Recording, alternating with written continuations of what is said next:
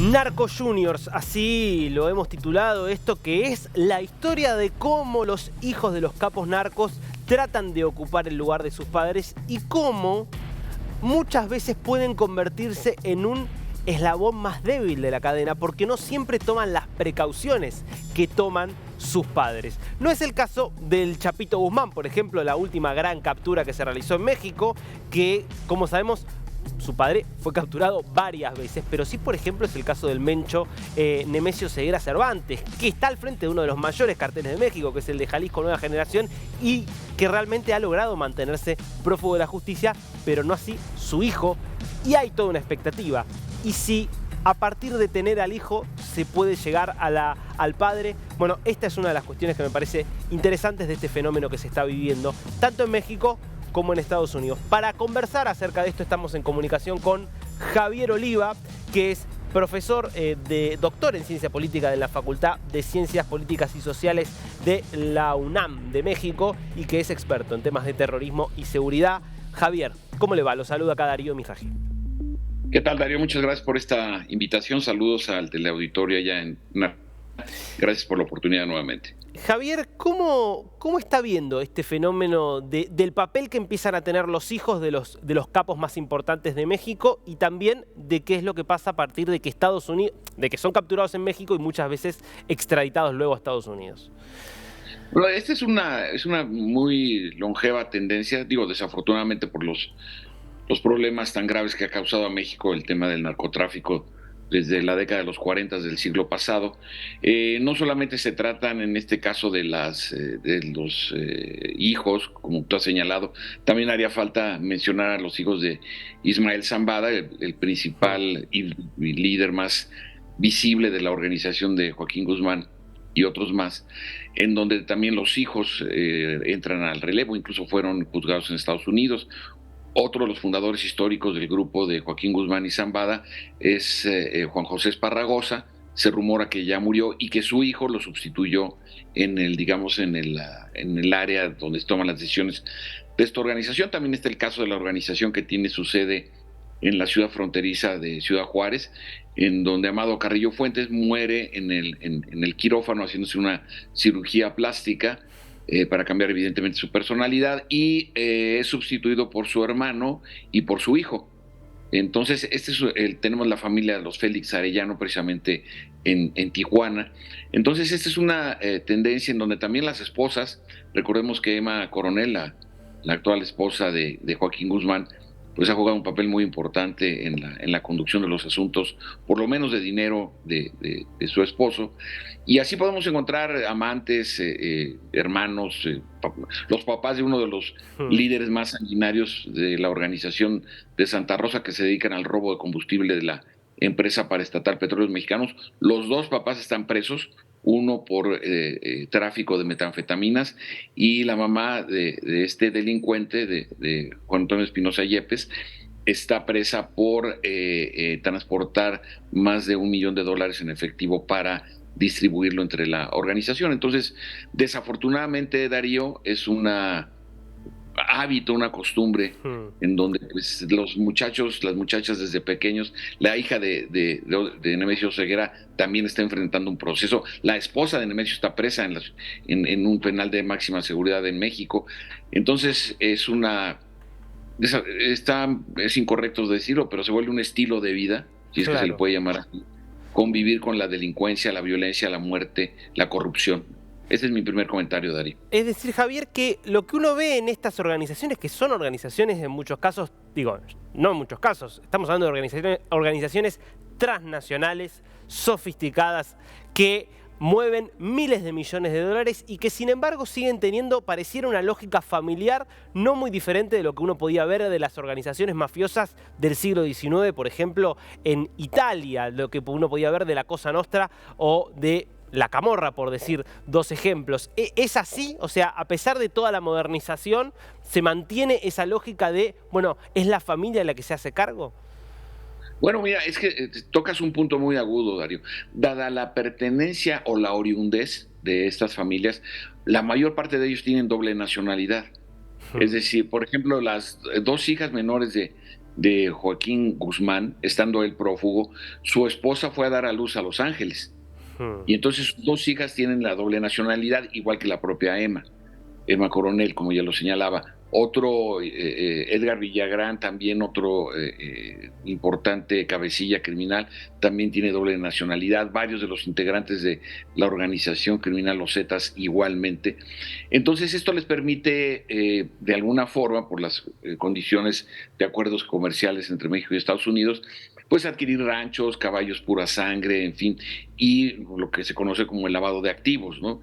Esto también es muy frecuente. Y como tú bien apuntas, es una tendencia que se sigue presentando, la historia de la formación de los grupos criminales, sobre todo en el sur de Italia, obedece a esta lógica, primero de la oriundez, ¿no? De lo en México conocemos como un rancho, ustedes como fincas, ¿no? Claro. En donde se van asociando y a través de este trabajo, porque básicamente es aunque es delictivo, pues tiene su sede la producción de amapola, de marihuana, la producción de metanfetaminas o fentanilo, pues se hace en lugares remotos, inhóspitos, en la sierra.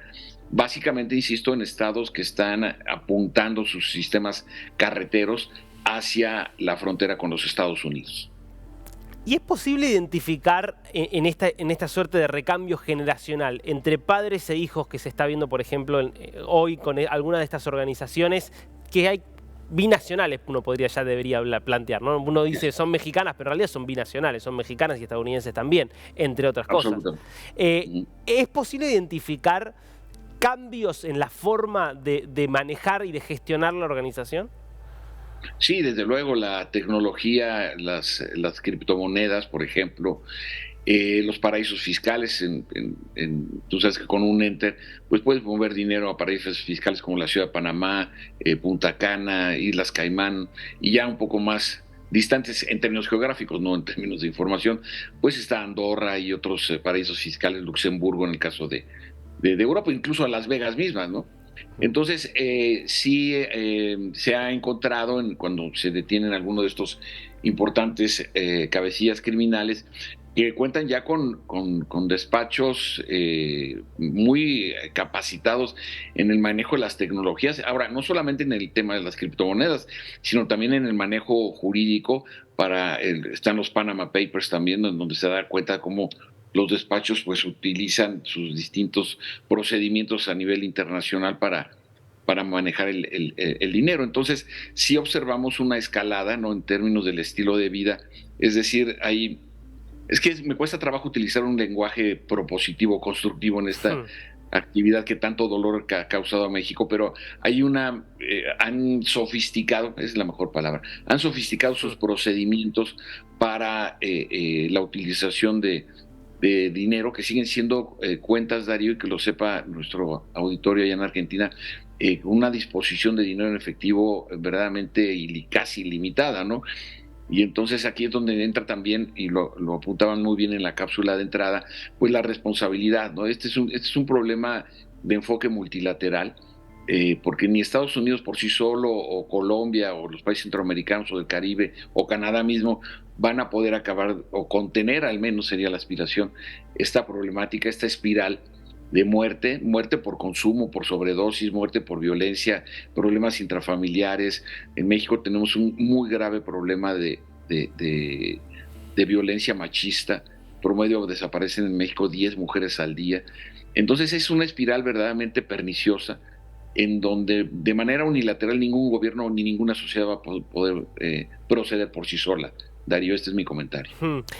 Ahora, está bien, ¿no? Esto que plantea respecto de la respuesta, porque la verdad es que más allá de los cambios de gobierno, más allá de que con los cambios de gobierno vienen también cambios de discurso, sobre todo tanto en México como en Estados Unidos. Uno ve que el discurso de Biden no es el mismo que el de Trump, que el discurso de López Obrador claramente es muy diferente al de sus antecesores. Ahora, en esencia, la sensación es que el Estado sigue respondiendo de la misma manera, con la lógica de la persecución de los grandes capos, que sabemos que no da ningún resultado, o usted lo ve diferente.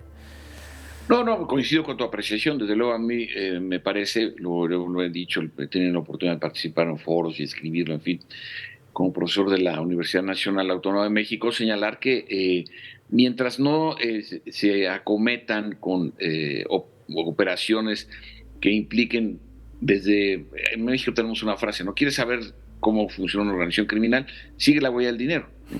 Entonces, tiene que atacarse el tema del lavado de activos, tiene que observarse la estructura y el funcionamiento, porque lo que sucede es que se detiene o se neutraliza a uno de los cabecillas, y lo que sucede es que la organización inmediatamente se fractura y entonces la violencia se dispara, porque comienzan a disputarse sobre todo la venta de droga, el menudeo y delitos como la extorsión telefónica, el secuestro express, en fin, lo que en México se conoce como delitos de alto impacto. Entonces, en ocasiones, y ha sucedido varias veces, incluso de manera reciente, un líder muy importante pues se fractura la organización, como acaba de suceder con Ismael Zambada y Joaquín Guzmán. Detienen a Joaquín Guzmán, lo extraditan, lo sentencian a cadena perpetua, pero los hijos que toman el control de la parte de la organización que le corresponde a Joaquín Guzmán no logran el acuerdo o no continúan o buscan crear su propia organización, como sucedió también con Rafael Caro Quintero, un pernicioso líder criminal que sale de la cárcel por argucias jurídicas y crea su propia organización y destapa una cantidad de violencia tremenda en el estado fronterizo de Sonora con Estados Unidos. Entonces, la lógica nos ha enseñado que después de esta detención o neutralización, Ciro, debiera estar acompañado también por el acotamiento al círculo más cercano de toma de decisiones de la organización criminal, porque si no, de otra manera, pues la problemática se multiplica. Según datos de la Secretaría de Seguridad y Protección Ciudadana del Gobierno Federal, en México operan entre organizaciones criminales, yo les denomino complejas, entre organizaciones criminales regionales y bandas locales, alrededor de 260. Entonces, esta fragmentación, pues evidentemente dispara los niveles de violencia, de inseguridad, como lo estamos viendo lamentablemente en este periodo vacacional de la Semana Mayor en las playas de México. Ahora, usted planteaba bien, ¿no? Esto, hay que seguir la ruta del dinero, ¿no? Obviamente, cuando se hace, se puede muchas veces terminar desbaratando una banda. Ahora, pensando en reformas, ¿no? Imaginemos, digo, reformas más duras, endurecimiento de las normativas internacionales en cuanto a los paraísos fiscales, por ejemplo. Tampoco parecen haber dado... Se han intentado, digo, hay grupos internacionales que se dedican justamente a esto, y las listas negras y todo lo que ya sabemos, pero también hay una economía global que parece necesitar este tipo de espacios que no solo son utilizados por el narcotráfico, sino muchas veces por cualquier tipo de empresa. Digo, entonces, ¿es posible o es viable imaginar un cambio muy rotundo en este punto? Claro que sí, Ciro, tenemos historias de éxito, cómo se han controlado los flujos ilegales a las organizaciones terroristas de inspiración islámica radical, justamente a través de las organizaciones fachadas de derechos humanos y de ayuda humanitaria, etc. Lo que ha sucedido es que se les ha restringido, se les ha controlado el acceso al dinero. Estoy hablando de organizaciones diferentes, pero estoy hablando de dinero ilegal. Entonces, la baja, yo tuve la oportunidad de estar trabajando como profesor en Londres 3 años, y me tocó la oleada de los atentados terroristas y observar, estudiar de manera detallada, ¿no?, cómo la astringencia o el acceso a los recursos es lo que termina por secar las posibilidades de la perpetración de los atentados. Lo que sucede es que el crimen organizado es mucho más complejo, es mucho más corrupto. Como no tiene ideología ni ninguna base de reivindicación social, ni mucho menos, sino es el lucro por el dinero. Mueve uno de los llamados 7 pecados capitales, ¿no? Finalmente, estamos en la Semana Santa, ¿verdad? Se vale. Que es la codicia, ¿no? La avaricia. Entonces, sí es importante tener esto en cuenta, porque sí ha habido historias de éxito en ese sentido. La extinción, por ejemplo, de la ETA, por ejemplo, sí, el ejército republicano irlandés, en fin, estos procesos de negociación, insisto, son diferentes, pero utilizan el mismo vehículo, que es la violencia.